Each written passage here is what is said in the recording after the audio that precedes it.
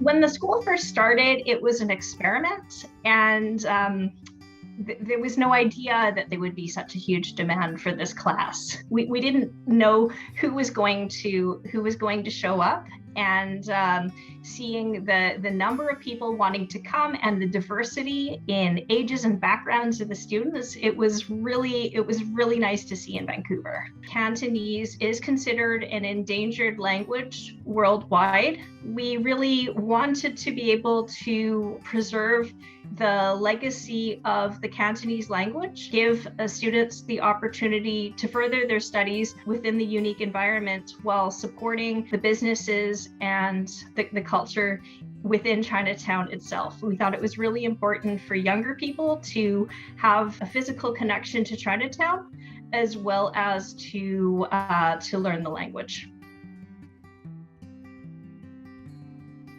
So a lot of young people would like to know more about their ancestors, their elders past. If you are Chinese Canadian and if you have Cantonese speaking elders in your family, if you have the language, then it's a key to communicate with them. And I always say a language is like a key for you to teleport to different cultural spaces. It encourages intergenerational communication. You can learn more about the hardship of your elders when they first came to Canada and how they did everything they could to raise their family so that you can receive the education that you get here. It's a really innovative program because the students spend the first portion of the morning in the classroom learning vocabulary for that day, and then they take to the streets of Chinatown and they practice the language in a really practical way. And then it's like throwing your students into water and ask them to swim.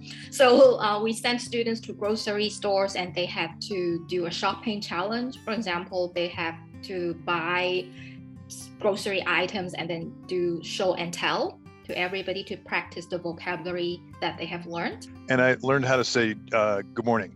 So I would walk down the streets and Josan to everybody. Some of these elders would they would light right up. They would do a double take and light up and they're like, that guy just said good morning and I can't believe it. Like, I never imagined I would become fluent in Cantonese at all, but I did want to be able to like have some conversations with folks who maybe I can't otherwise. The students have been from all ages, all backgrounds.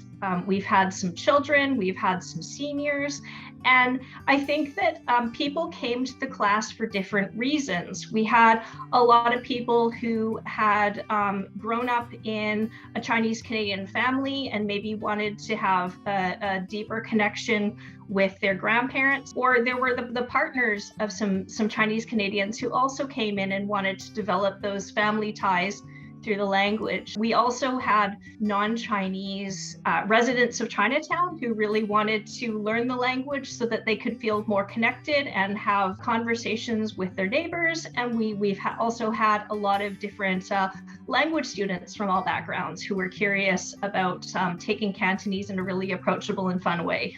Well, because I live in Strathcona, I have a dog, so I'm out there every day. The other people who are out there every day are Chinese elders doing Tai Chi in the park and doing calisthenics or walking around the neighborhood.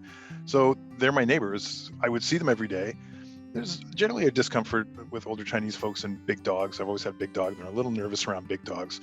So I recognize that I have a role to play to be friendly and make my dog polite. And it's something I learned in Strathcona, saying Josan to all the old Chinese ladies as I'd walking around and they're doing their Tai Chi. And I know how much that means to, same thing, going into Little India and some old elderly Sikh men and saying Sat Sri Akal Ji, and they light right up. And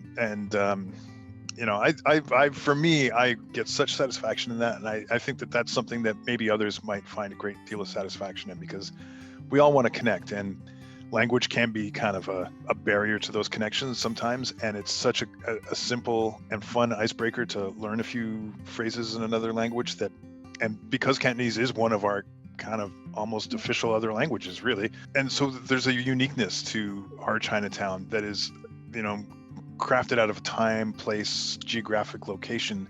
We have something really special here. We have an opportunity to kind of nurture it.